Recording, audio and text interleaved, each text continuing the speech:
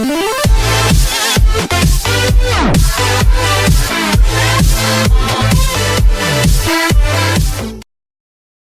NBA players and referees just make peace for the sake of the game?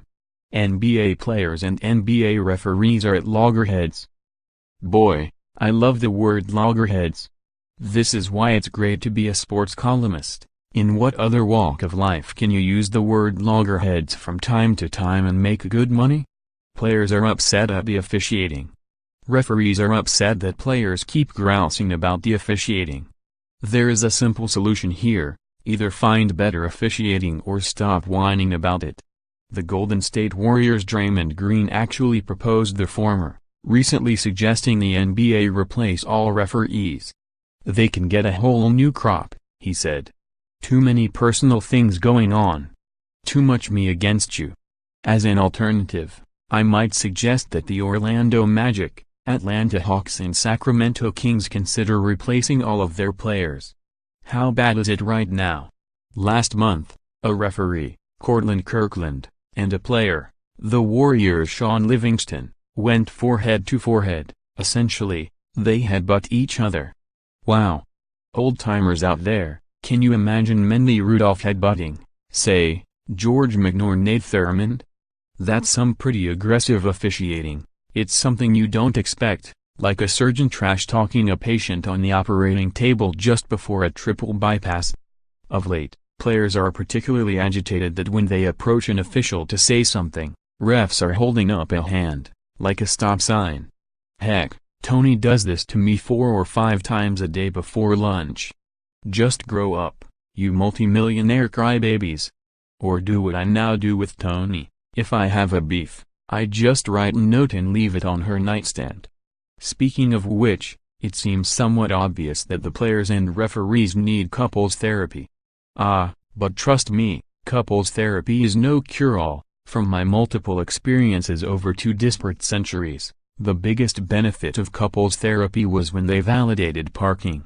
Even stars aren't getting star treatment anymore. Kevin Durant has been ejected 3 times this season. LeBron James was ejected from a game in November for the first time in his 15-year career. Some people treated this as the equivalent of throwing the president out of the country. By the way, let me ask Durant and the Warriors this: how can you be the best team and lead the league in technical fouls? My goodness, life is good. What's the problem?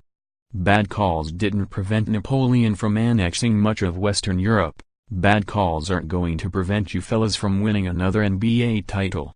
All the player-referee contretemps are being exacerbated by a couple of factors: replay and something called the last 2-minute report.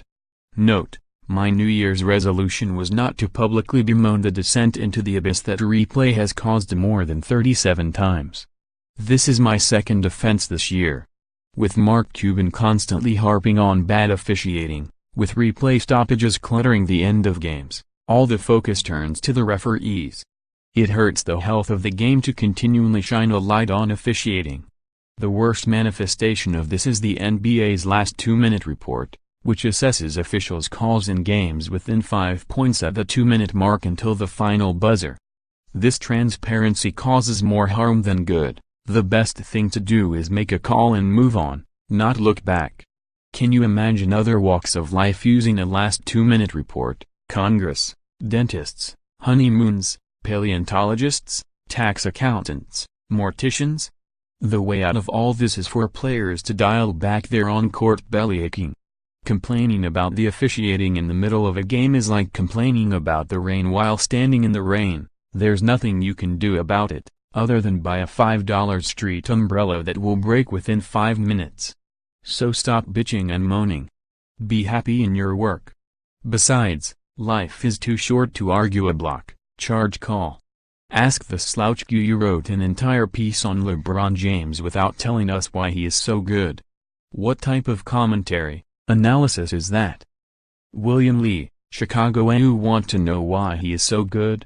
Because he's unguardable. What do I mean by unguardable? He cannot be guarded. Is that clear enough for you? Now get out of my column. QL Michaels mentioned last week that replay stoppages were taking too long. Does the slouch have a solution? Jonathan Levine, Fort Lauderdale, Florida. Other than putting the genie back in the bottle? But he's absolutely right. Heck, I remember the interminable delay when my marriage proposal to Tony was under review. Q. Have Bill Belichick and Steve Bannon ever been seen in the same room at the same time? John Keeling, Bo Earn, Tex. A. Pay the man, Shirley. Q. Should the Raiders interview Marvin Lewis and claim compliance with the Rooney Rule because he should have been fired? Seth Heakin, Duxbury, Mass. A. Pay this wise soul, too. You, too, can enter the $1.25 Ask the Slouch cash giveaway. Just email askslouch@aol.com and, if your question is used, you win $1.25.